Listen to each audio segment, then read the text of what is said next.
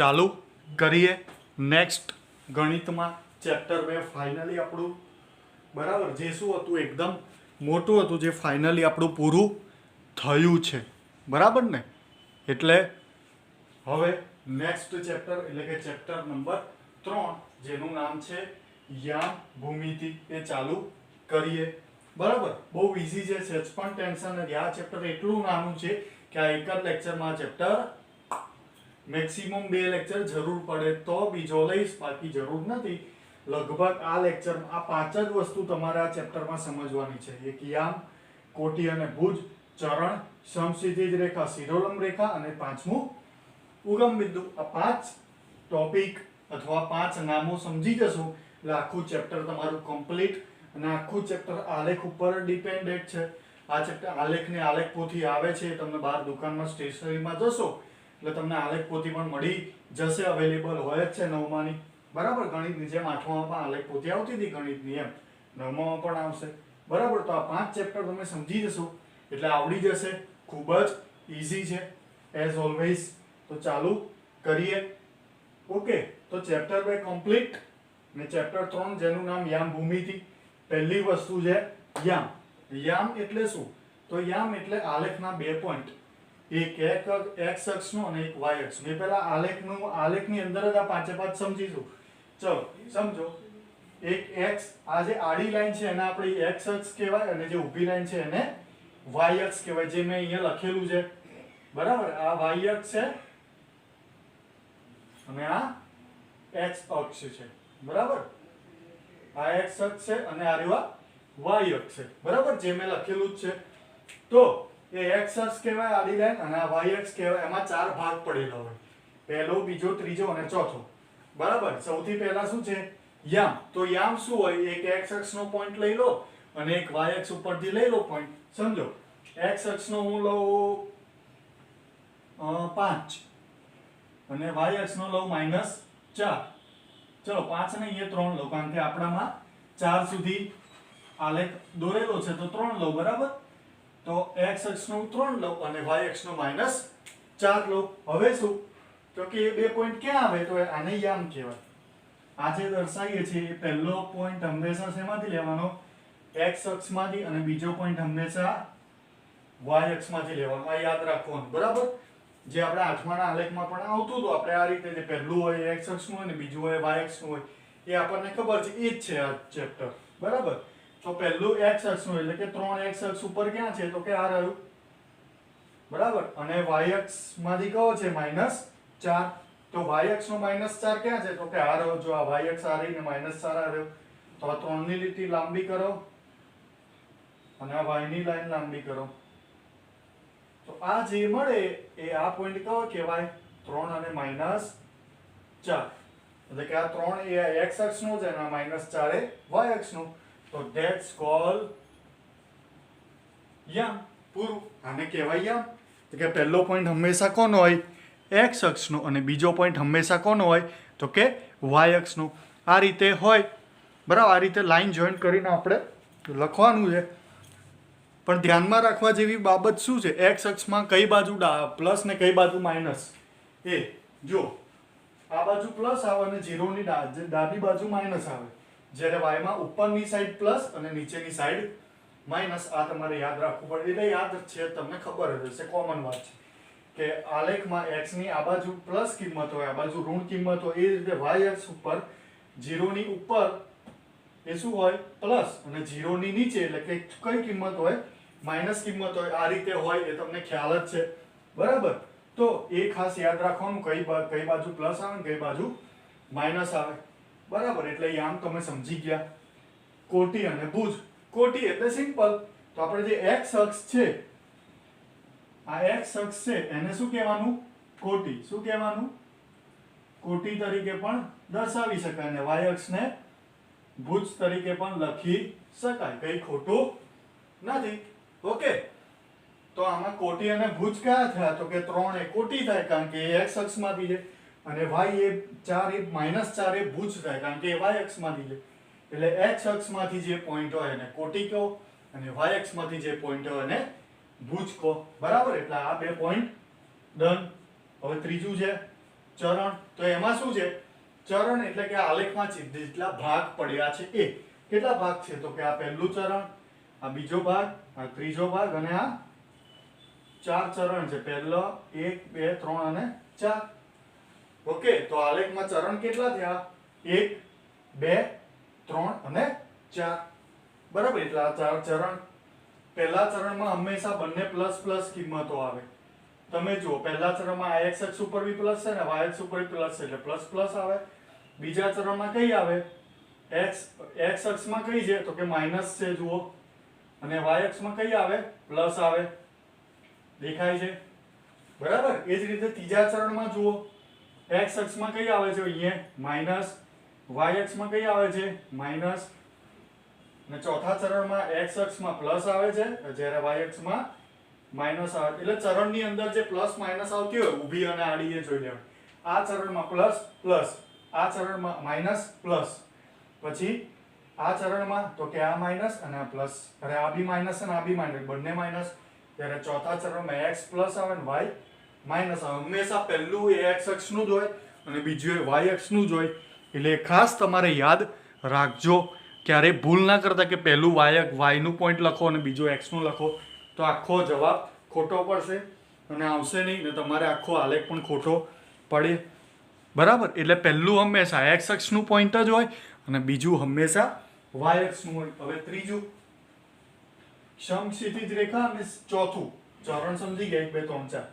સમક્ષિતિજ રેખા અને શિરોલંબ રેખા એ શું છે વળી, તો સમક્ષિતિજ રેખા એટલે જે સીધી રેખા હોય. સમક્ષિતિજ, ક્ષિતિજ એટલે કે એક રેખા અને ક્ષમ એટલે એ રેખાને પોઈન્ટ અડીને, એટલે કે એ રેખાને સમાન જે રેખા હોય, એટલે કે એ રેખાને સમાન કઈ છે, સમક્ષિતિજ એટલે આડી રેખા. અને શિરોલંબ એટલે આ રેખાને જે લંબ હોય. લંબ કોને કહેવાય, આને લંબ કહીએ તો કહેતા હતા આપણે, ખબર છે? જો તમને ખ્યાલ હોય તો આને લંબ કહેતા હતા. એટલે ઊભી અને આડી રેખા વચ્ચે 90 નો કોણ બને. બરાબર, આમ 90 નો કોણ બને એને આપણે લંબ કહેતા હતા. તો અહીંયા 90 નો કોણ અહીંયા બને છે, આ ઊભી અને આડી. તો આ x અક્ષ સમક્ષિતિજ અને લંબ એટલે કે y અક્ષ. કેમ, y અક્ષ એ આની જોડે કયો ખૂણો બનાવે છે, અહીંયા 90 નો ખૂણો. જો આ લંબ છે, બરાબર, લંબ એટલે જે 90 નો ખૂણો બનાવે એ બે રેખા ભેગા મળીને. ઓકે, એટલે સમક્ષિતિજ રેખા એ કઈ હોય, x અક્ષ એટલે કે આડી સીધી રેખા, અને y અક્ષ એટલે કે કઈ રેખા હોય, તો કે શિરોલંબ રેખા હોય. એટલે ચોથું પણ સમજી ગયા. અને છેલ્લું, લાસ્ટ બટ નોટ લીસ્ટ, ઉગમ બિંદુ. બહુ ઈઝી છે. ઉગમ બિંદુ એટલે બધી વાત કરી આપણે બધા આલેખના ભાગોની, પણ સર તમે એક વાત ના કરી. કઈ, તો કે x અક્ષ અને y અક્ષ જ્યાં ભેગા મળે છે. જો આ x અક્ષની લાઈન અને આ y અક્ષની લાઈન, તો એ ક્યાં આગળ ભેગી મળે છે, અહીંયા ભેગી મળે છે. ત્યાં આપણે શું લખ્યું છે, 0.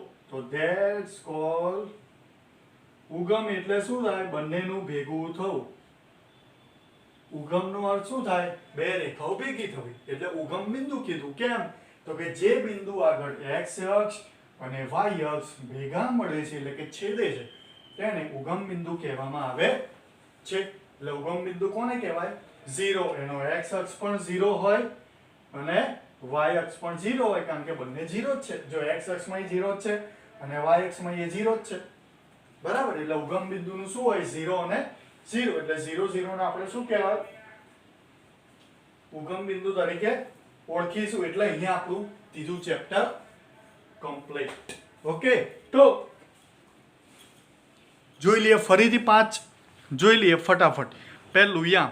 યામ એટલે શું, તો કે બે પોઈન્ટ, એક x અક્ષનો હોય અને એક y અક્ષનો હોય. આ રીતે પહેલું હંમેશા x અક્ષનું, પહેલું y અક્ષનું, આને યામ કહેવાય આખાને.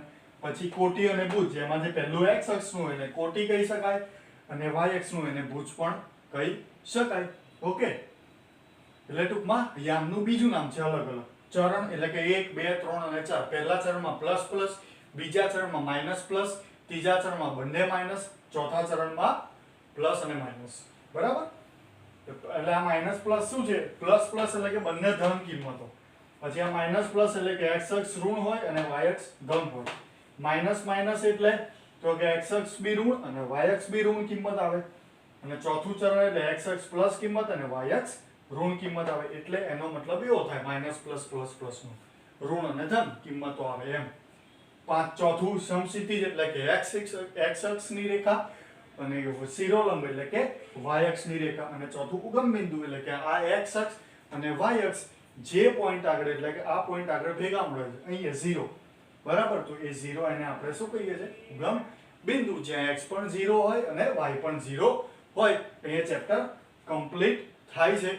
એટલે 3.1 જે છે એ આપણે જોવાનું નથી. 3.1 ના દાખલા નથી. 3.1 માં એક જનરલ કોમન વાત છે, બરાબર, જે આપણે આ સમજી લીધું એની એક થિયરિકલ સ્વરૂપ છે. એટલે કે હવે 3.1 કરવાની જરૂર નથી, એ તમારી પરીક્ષામાં આવશે નહીં. 3.1 આમાં આવી ગયું છે. હવે 3.2 જોઈ લઈએ એટલે ચેપ્ટર પૂરું, કમ્પ્લીટ. ઓકે, તો જોઈએ હવે 3.2. ઓકે, તો સ્વાધ્યાય 3.1 મેં જેમ કીધું એ કરવાનું નથી, બરાબર, કારણ કે આવી ગયું છે, આપણે સમજાવી લીધું એ 3.1 માં છે. એટલે કંઈ એ પૂછાતું પણ નથી, એટલે કરવાની જરૂર નથી. હવે સ્વાધ્યાય 3.2 જોઈ લઈએ.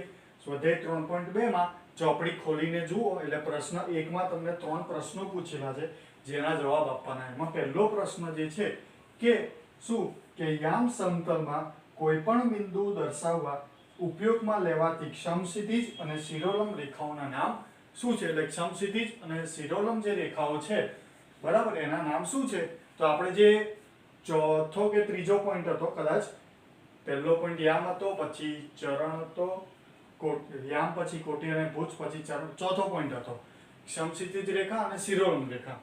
જે ચોથા પોઈન્ટમાં આપણે જોયું હતું કે સમક્ષિતિજ રેખા એટલે આડી એટલે કે સીધી રેખા, જેને x અક્ષ કહેતા હતા, બરાબર, અને શિરોલંબ એટલે કે y એટલે કે એને ઊભી રેખા કહેતા હતા. એટલે સમક્ષિતિજ રેખાનું નામ x અક્ષ અને શિરોલંબ રેખાનું નામ y અક્ષ, કારણ કે 90 નો ખૂણો બનાવે એટલે એ શિરોલંબ રેખા કહેવાય, કારણ કે 90 નો ખૂણો બનાવે. અને સમક્ષિતિજ એટલે સીધી રેખા, એનું નામ એ થાય, મતલબ અર્થ. એટલે સમક્ષિતિજ એટલે કે x અક્ષ અને શિરોલંબ રેખા એટલે કે y અક્ષ, એના નામ છે. આ બે રેખાઓથી મળતા સમતલના દરેક ભાગનું નામ જણાવો. એટલે કે આ બે જે રેખાઓ છે, કઈ x અક્ષ અને y અક્ષ, એના જે ભાગો બને છે કયા કયા? તો કે એને આપણે ચરણ કહેતા, 4 ચરણ, પહેલું ચરણ, બીજું ચરણ, ત્રીજું ચરણ ને ચોથું ચરણ. તો એના નામ શું? તો કે ચરણ. એટલે કે જે ભાગ બને છે એને આપણે શું કહીએ છીએ? ચરણ નામ આપ્યું છે. ચરણ એટલે કે એક ભાગ, બરાબર, જેના 4 ભાગ છે, 1, 2, 3 ને 4 જે જોવાય, એટલે કે ભાગનું નામ શું કહેવાય? ચરણ. પછી આ બે રેખાઓ જ્યાં છેદે તે બિંદુનું નામ સિમ્પલ, x અક્ષ અને y અક્ષ જ્યાં છેદે છે એટલે કે આ પોઈન્ટ, એને આપણે શું કહેતા હતા? ઉગમ બિંદુ. જે 0 0 હોય એટલે એનો જવાબ શું? ઉગમ બિંદુ. ઓકે, તો પ્રશ્ન 2 જોઈ લઈએ. પ્રશ્ન 2 માં એક આલેખ આપ્યો છે અને આલેખ ઉપરથી 8 પ્રશ્નો પૂછ્યા છે. ફટફટ જોઈ લઈએ, બહુ ઈઝી છે. આ આલેખ મેં દોરેલો છે, સવાલ મેં દોરીને અહીંયા તૈયાર રાખેલો છે, એટલે આમાંથી જોઈને સમજાવી દઉં. પ્રશ્ન 1 કે બિંદુ B ના યામ જણાવો. બિંદુ B ક્યાં છે? બિંદુ B તો કે અહીંયા બિંદુ B છે. બિંદુ B ના યામ કઈ રીતે? તો કે પહેલું x અક્ષનું લખવાનું, બીજું y અક્ષનું. બિંદુ B જ્યાં છેદે છે ત્યાં x અક્ષ એટલે કે આ છે, તો x અક્ષમાં કયો છે? -5 છે. અને y અક્ષમાં કયો છે? જો 2 છે. B y અક્ષમાં 2 છે અને x અક્ષમાં -5, એટલે -5 અને 2 એ બિંદુ B ના યામ કહેવાય, બરાબર. ટૂંકમાં પહેલો એ કોનો હોય? x અક્ષનો, અને બીજો એ યામ કોનો હોય? તો કે y અક્ષનો. એટલે x અક્ષ પર -5 છે B માં, અને y અક્ષ પર 2 છે, કારણ કે આ બે રેખાઓ છેદી એને B કીધા. પછી બિંદુ C ના યામ જણાવો. બિંદુ C તો કે આ રહ્યું. બિંદુ C ના યામ શું થાય? તો જો એનો x અક્ષ કયો છે? અહીંયા આવે, આ x અક્ષ છે, બરાબર. x અક્ષ કયો છે? 5, અને y અક્ષ કયો છે? -5. એટલે બિંદુ C ના યામ શું થાય? 5 અને -5.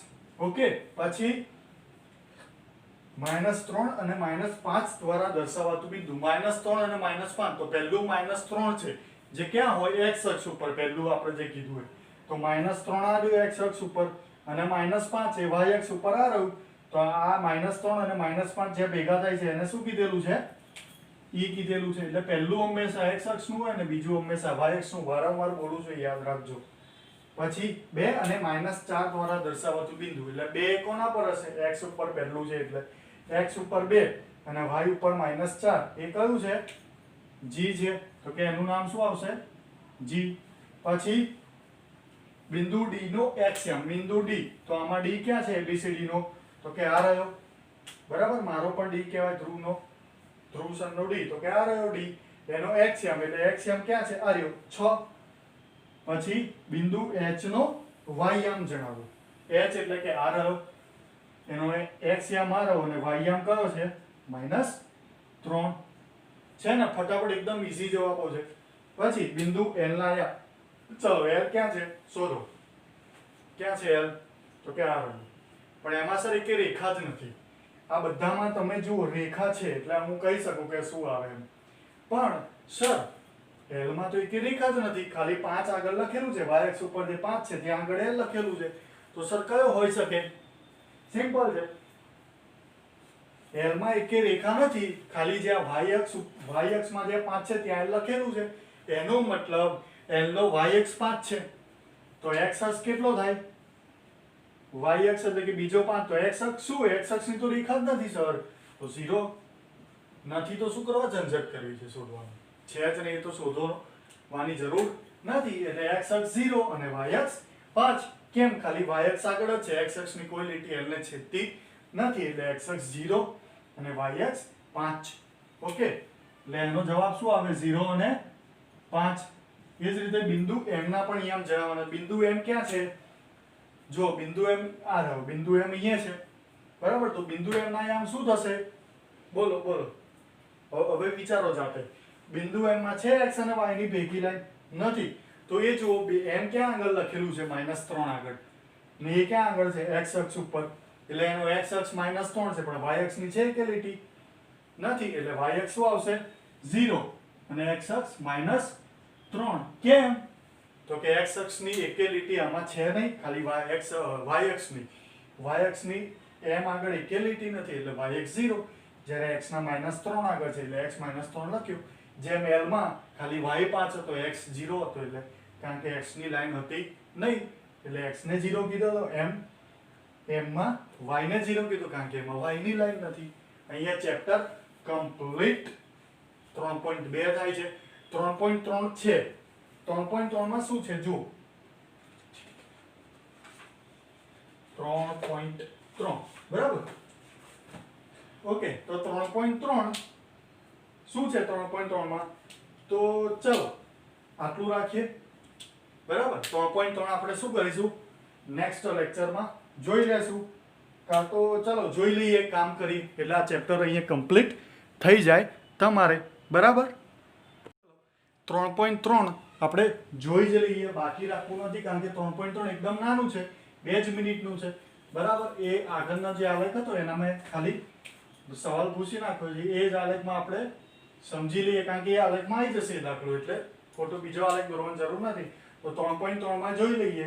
ઓકે, તો 3.3 એમાં શું છે? એક મિનિટ, 3.2 ના જવાબ પૂછી નાખું, નહીં તો તમે કન્ફ્યુઝ થશો. એમ તો કરો એમાં ના છો કન્ફ્યુઝ, પણ થશો બી, બરાબર. તો 3.3 બરાબર. આ ઉપરનું જોવાની જરૂર નથી, થોડું બ્લેક આવે તો બહુ ચિંતા નહીં કરવાની, પછી સાફ કરી. અત્યારે આપણે 3.3 નો આલેખ જોઈ લઈએ. 3.3 માં શું છે? પહેલા પ્રશ્નમાં તમને 5 યામ આપેલા છે, ધ્યાનથી જુઓ. શું છે? 5 યામ આપેલા છે પ્રશ્ન 1 માં. અને એ યામ કયા ચરણમાં અથવા કયા અક્ષ ઉપર આવે તમારે કહેવાનું છે. પહેલો યામ છે -2 અને 4. કયા છે? પહેલો યામ -2 અને 4. તો દોર્યા વગર તમે કહી શકો એ કયા ચરણમાં હશે? પહેલા ચરણમાં હશે, બીજા ચરણમાં હશે, ત્રીજા ચરણમાં કે ચોથા ચરણમાં? બોલો, કહી શકો જોઈન કર્યા વગર? -2 અને 4 તમે આલેખમાં બતાવ્યા વગર કહી શકો કે કયા ચરણમાં હશે? તમને યાદ કરો, ચરણ સમજાયું હતું, વિચારવું છે તો વિચારો, પોઝ કરીને પછી જવાબ ચરણ યાદ કરો, કયા ચરણમાં કયું હતું એ, પછી વિડીયો કન્ટિન્યુ કરીને જુઓ. તો જુઓ શું આવે. તો કે ચરણમાં મેં તમને સમજાવ્યું હતું કે plus plus, minus plus, minus minus અને પ્લસ માઇનસ, આવું કે 4 ચરણમાં સમજાવ્યું હતું.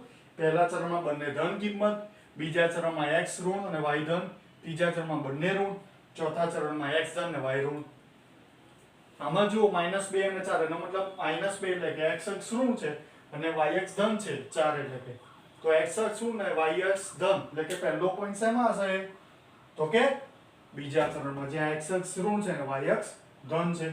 પછી બીજું 3 અને -1 તો x અક્ષ 3 એટલે કે પ્લસ છે ધન, y અક્ષ -1 એટલે કે ઋણ છે. તો x ધન હોય ને y ઋણ હોય એવો કયું છે? જો x ધન અને y ઋણ, કયું ચરણ આવ્યું? ચોથું, એટલે કે બીજો પોઈન્ટ ચોથા ચરણમાં હશે.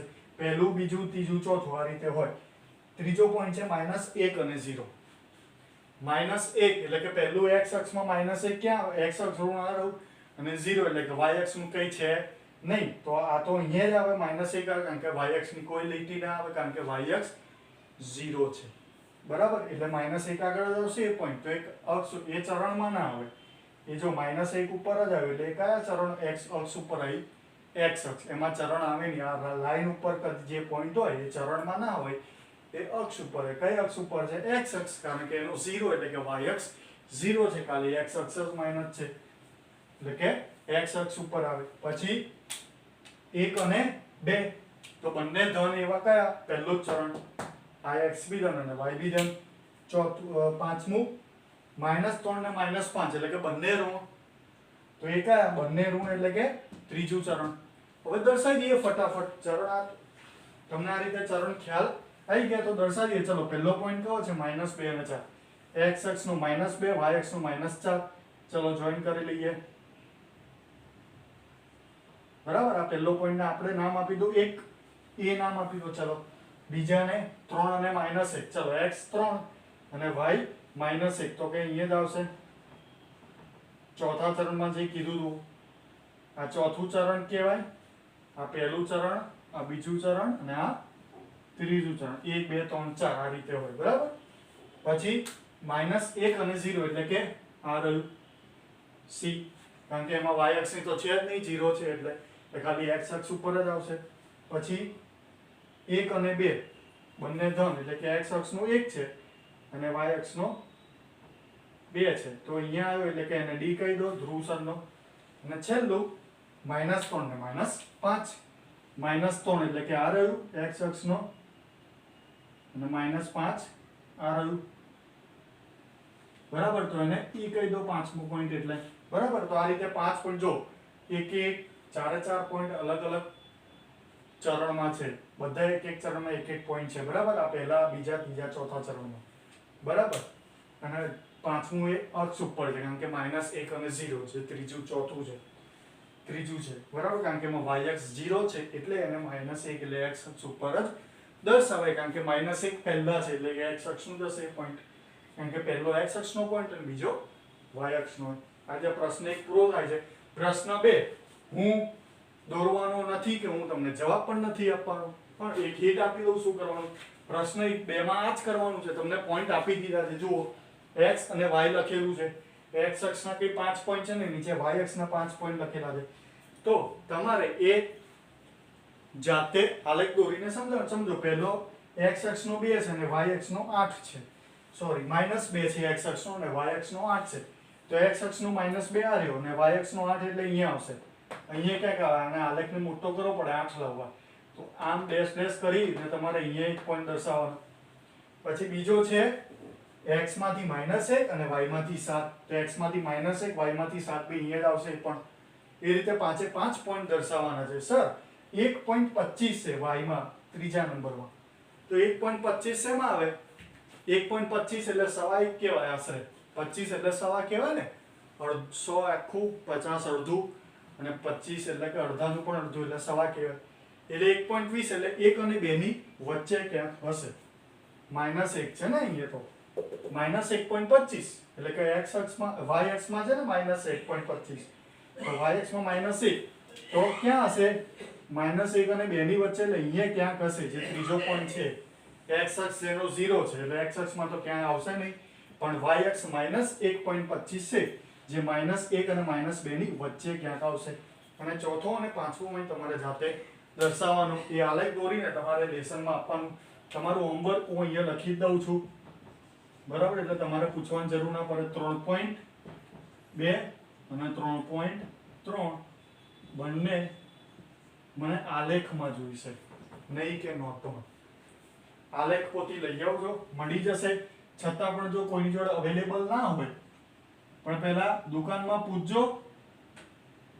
જો આલેખ પોથી મળી જાય બરાબર તો તમારે નોટમાં લખવાની જરૂર ના પડે, પણ દુકાનમાં ના મળે એક બે દુકાનો ફરીને પણ, અથવા બહાર ના જતા હોય ઘરની અત્યારે, તો નોટમાં લખજો. બને ત્યાં સુધી આલેખપોથીમાં લખજો, શોધજો દુકાનમાં, એક બે દુકાનમાં મળી જ જશે. ઈસનપુર સમર્થમાં મળી જશે હું જાણું ત્યાં સુધી, બરાબર. કાં તો તમારી સોસાયટીની આજુબાજુમાં ઘણી હશે દુકાનો, તે દુકાનમાંથી 9મા ધોરણની આલેખપોથી લઈ લેજો.